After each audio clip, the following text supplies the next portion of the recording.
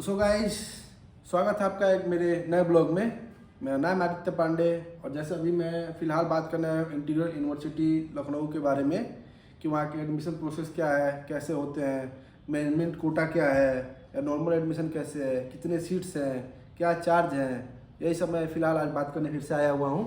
तो देखिए, normal integral university college जैसे लखनऊ में एक अच्छा कॉलेज है, मुस्लिम माइनॉरिटी का कॉलेज है, मतलब थोड़े मुस्लिम लोग ज़्यादा हैं, लेकिन उससे कोई दिक्कत तो नहीं है। कॉलेज अच्छा है, फीस नॉर्मल फीस बहुत कम है, मतलब अप्रॉक्स मैं अमेठी से अगर कंपेयर करूँ तो अमेठी के आधे से आधे में भी नहीं है फीस। एक साल का बात कर रहा हूँ मैं। जैसे मैं वहाँ पे BBA LLB का कोर्स करने के लिए एडमिशन लिया हूँ, जिसकी फ़ीस साल की फ़ीस 65,000 रुपये। सो गाइस, जहाँ तक मैंने बोला था कि 65,000 रुपये फीस है एक साल का BBA LLB का इंटीग्रल यूनिवर्सिटी में। इंटीग्रल यूनिवर्सिटी फ़िलहाल अभी 3 फेज़ में है, फेज़ 1, फेज़ 2, फेज़ 3 ऐसे करके। तो फेज़ 3 की जो डिस्टेंस है वो थोड़ा बहुत इधर उधर है, मतलब थोड़ा आसपास है। फेज़ 2 थोड़ा दूर है। फेज़ 2 एक तरीके से ज़्यादा डेवलप है मुझे जहाँ तक दिख रहा है। फेज़ 1 भी है एक अच्छा, मतलब अच्छा बनाया है कॉलेज, बहुत अच्छा बनाया है। तो अभी हम फिलहाल बात करते हैं वहाँ के एडमिशन के प्रोसेस का कि अगर आपको एडमिशन लेना हो तो शुरुआत कैसे करें।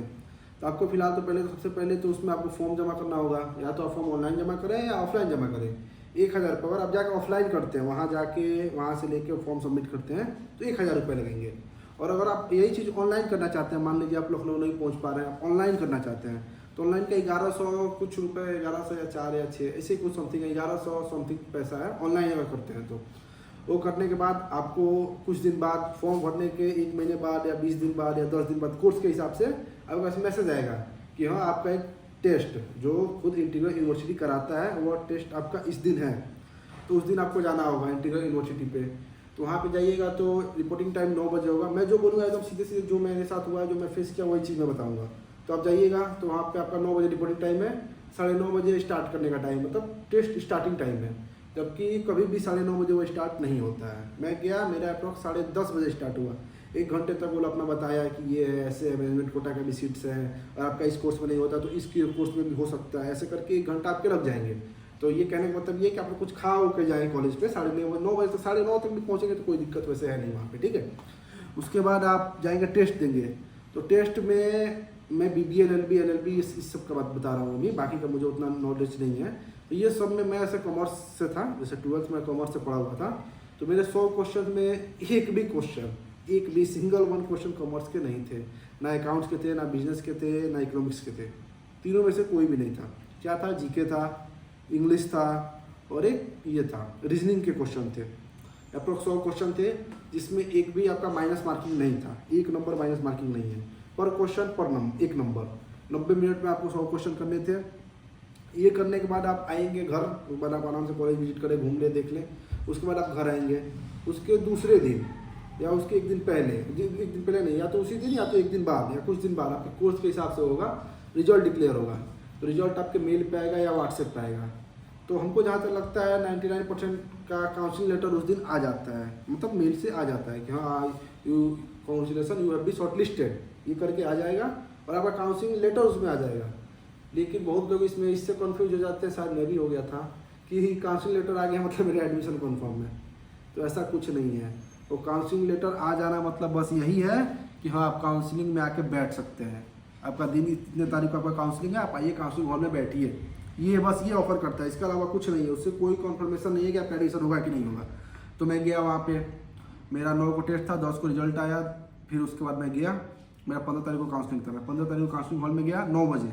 वहाँ पे भी 9 बजे रिपोर्टिंग टाइम था। मैं 9 बजे तक पहुँच गया बिना कुछ खाए पिए। ये आपने पुराने ब्लॉग में देखा होगा। मैं पहुँचा 9 बजे। तो शुरुआत करते करते 11 बज गए। 11 बजे मेरे से डॉक्यूमेंट सबमिट कराए गए, जैसे 10th 12th के ओरिजिनल मार्कशीट के फोटोकॉपी। डिजी लॉकर होगा तो छाट देंगे, तो ओरिजिनल मार्कशीट के फोटोकॉपी चाहिए और आधार कार्ड चाहिए। ये चीज़ आपका उसमें सबमिट कराएंगे।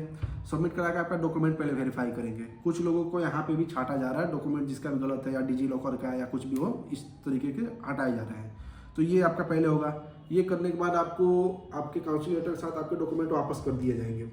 उसके बाद फिर मेरिट चेक होगा, क्लास 10th और 12th की मेरिट।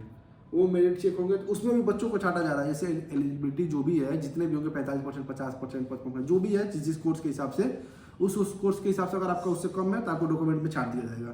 तो उसके बाद आपके पास एक ही रास्ता है, मैनेजमेंट कोटा। नॉर्मल एडमिशन नहीं होगा, किसी भी हाल में नॉर्मल एडमिशन नहीं होगा। तो पहला चीज़ तो ये, उसमें भी छटा सकते हैं बच्चे, और उसमें आप पास हो गए, मान लीजिए आपका डॉक्यूमेंट हो गया, मेरा भी डॉक्यूमेंट हो गया था, मेरा वेरीफाई हो गया।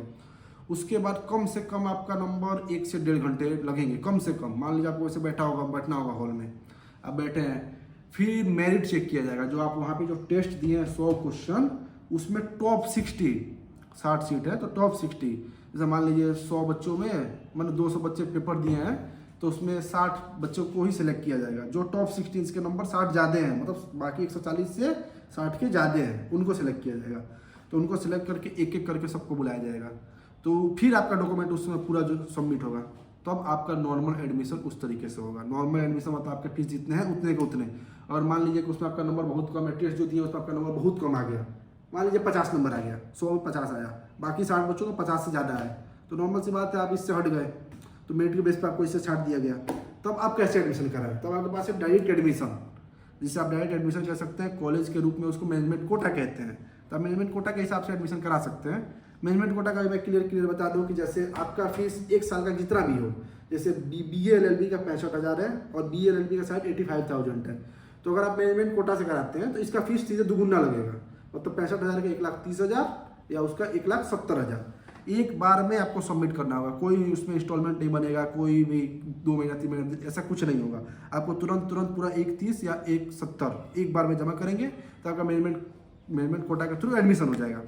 अब ये मत सोचिएगा कि यही चीज़ आपको हर साल देना है, हर साल नहीं देना है। अगले साल से नॉर्मल सेकेंड ईयर से जैसा बाकी सबका हुआ है, जो नॉर्मल सीट का एडमिशन हुआ है, उतना ही आपको भी देना पड़ेगा। जैसे फर्स्ट ईयर की बस फीस आपकी दुगुनी लगेगी। तो मेरा तो नहीं लगा, जैसे मेरा नॉर्मल एडमिशन हुआ तो मेरा 65,000 था, 65,000 में 40,000 फर्स्ट इंस्टॉलमेंट था और 25,000 बाद में देना था, और वही BA LLB का वही सेम टू सेम वही 50,000 देना था, बाकी 35 बाद में देना था, यही फीस था। ये करने के बाद आपका डॉक्यूमेंट फिर से डॉक्यूमेंट पूरे सबमिट होंगे, फिर डॉक्यूमेंट आपके फिर से रीचेक होंगे, रीवेरीफाई होंगे, फिर आपको एक फॉर्म दिया जाएगा, अप्रॉक्स 82 बोलना है, सॉरी 32 या 30 पेज के फॉर्म दिए जाएंगे।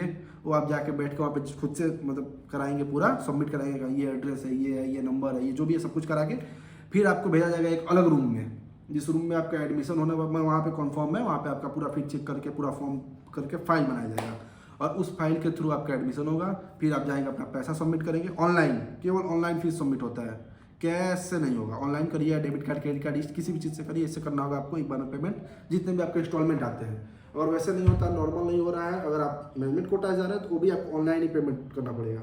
उसके बाद मैं अपना फीस सबमिट किया, फीस सबमिट करने के बाद मुझे रसीद दिया गया कि हाँ आपका फीस सबमिट हो गया, आपका एडमिशन हो गया है। उसके बाद जो आपका डॉक्यूमेंट है, जैसे 12th का ओरिजिनल मार्कशीट, 10th का original marksheet, character certificate, migration certificate या फिर TC, ये सब आपको बाद में सबमिट करना होगा, कोई दिक्कत नहीं है। आप नॉर्मल वही जो क्लास 12 10th के और आधार कार्ड के जो फोटोकॉपी के थ्रू आपका एडमिशन हो जाएगा। उसके बाद आप एक बैग, इंटीग्रल यूनिवर्सिटी का एक बैग दिया जाएगा। और हॉस्टल का ही मैं ये क्लियर कर दूँ, मान लीजिए यहाँ तक आपका एडमिशन हो गया, अब आया बात बच्चों के अंदर कि मैं रहूँगा कैसे, कहाँ रहूँगा। तो एक ऑप्शन है हॉस्टल, जो खुद इंटीग्रल यूनिवर्सिटी के हॉस्टल्स हैं, उसका चार्ज अप्रॉक्स सिंगल रूम का, सिंगल रूम नहीं, ट्रिपल रूम का 1,40,000 की 1,22,000 ऐसे कुछ है, मतलब 1,20 के और 55 के बीच में ही है। AC रूम की बात कर रहा हूँ मैं, सिंगल डबल और ट्रिपल दोनों की। फर्स्ट ईयर में तो सिंगल रूम मिलती नहीं है, तो जो भी हो, तो इसमें आपको इसमें भी कोई इंस्टॉलमेंट नहीं है। आपको एक बार में जिस दिन आपको हॉस्टल चाहिए, हॉस्टल अलॉट की जाएंगी, उस दिन 1,40,000 हुआ चाहे 1,55,000 हुआ, अकॉर्डिंग टू यू कि आप कैसा रहना चाहते हैं, आपको एक बार में सबमिट करना पड़ेगा। तो ये चीज़ तो मुझे सही नहीं लगा, क्योंकि मान के चलिए अगर आपको वहाँ का खाना सही नहीं लगा या किसी कारणवश आप नहीं रह पा रहे हैं, तो फिर आपका 1,40,000 तो गया पूरा। ये है हॉस्टल का, से ज़्यादातर कॉलेज का यही होता है, इसका भी यही है। और दूसरा ऑप्शन आपके पास है PG का, जो नॉर्मल आसपास PG है, जितने भी आप अकॉर्डिंग टू यू कैसा आप चाहते हैं, कैसा आपको माहौल चाहिए, क्या चाहिए, उस हिसाब से आप खोज सकते हैं, देख सकते हैं, रह सकते हैं वहाँ पे। वैसे सबसे अच्छा PG मुझे जहाँ तक लगा, मुझे पारस PG लगा। ये कोई प्रमोशन मैं नहीं कर रहा हूँ, मैं नॉर्मल बता रहा हूँ जिसमें मैं खुद लिया हूँ। पारस PG है, जिसका वीडियो आगे आपको आता रहेगा, आप देखिएगा उसका फैसिलिटी। चार्ज थोड़ा बाकी से ज़्यादा है, बट फैसिलिटी मुझे अच्छा लगा, तो मैंने पारस PG को सिलेक्ट किया। बाकी रहा बात कॉलेज का, तो कॉलेज का मेरा एडमिशन तो मान लीजिए हो गया। अब एडमिशन के बाद मुझे अभी कुछ नहीं पता है कि मेरे क्लासेस कब से चलेंगे, क्या चलेंगे। बस उन्होंने ये कहा कि हाँ आप जाइए घर, आपका मेल पे या व्हाट्सएप पे मैसेज आ जाएगा कि आपकी क्लास कितने तारीख से शुरू होंगे, उस हिसाब से आप आ जाइएगा। बस यही है सारा इंटीग्रल यूनिवर्सिटी का। बाकी देखिए कॉलेज अगर मैं अमेठी से कंपेयर कर दूँ उसको, तो अमेठी बस एक ब्रांड है, जैसे ब्रांड वैल्यू है, जैसे कपड़े वगैरह में या किसी भी चीज़ में जॉकी का जैसे ब्रांड है, या वान हुसैन ले लीजिए या ये US पोलो ले लीजिए, जैसे ब्रांड है, तो इस चीज़ की दाम तो कभी घटती नहीं है। वैसे ही एक ब्रांड अमेठी बना दिया है हर जगह, नोएडा है, जयपुर है, यहाँ पे लखनऊ में है।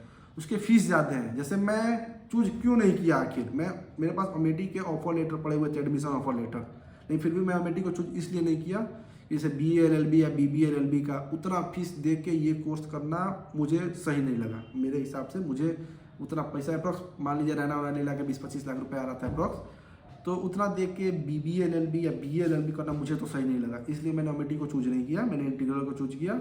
इंटीग्रल में जैसे आप लखनऊ में अगर 100 लोग से पूछते हैं कि इंटीग्रल की पढ़ाई कैसी है, तो 100 में 90 से 95 बच्चे यही कहेंगे, या और जो भी हो आदमी कोई भी हो यही कहेंगे कि इंटीग्रल बेस्ट है पढ़ाई के मामले में, पढ़ाई एक नंबर है इंटीग्रल का। बाकी मैंने भी अभी बस सुना है, और मैं जाऊँगा तो फिर देखूँगा कैसे क्या है क्या नहीं है, और जाने के बाद आपको मैं ब्लॉग आते रहेंगे, मैं दिखाता रहूँगा। चलिए, आशा करता हूँ आपको मेरी वीडियो पसंद आई होगी, और आपका जितना भी इन्फॉर्मेशन होगा या जो भी क्वेश्चन होगा इसमें सॉल्व हो गया होगा। अगर नहीं हुआ होगा तो आप कमेंट में क्वेश्चन करें, मैं उसका जवाब के लिए आपका एक अलग से वीडियो बनाऊंगा, या मैं आपको खुद उसी कमेंट में रिप्लाई करूंगा इंटीग्रल यूनिवर्सिटी के बारे में। चलिए फिर, धन्यवाद, जय श्री राम।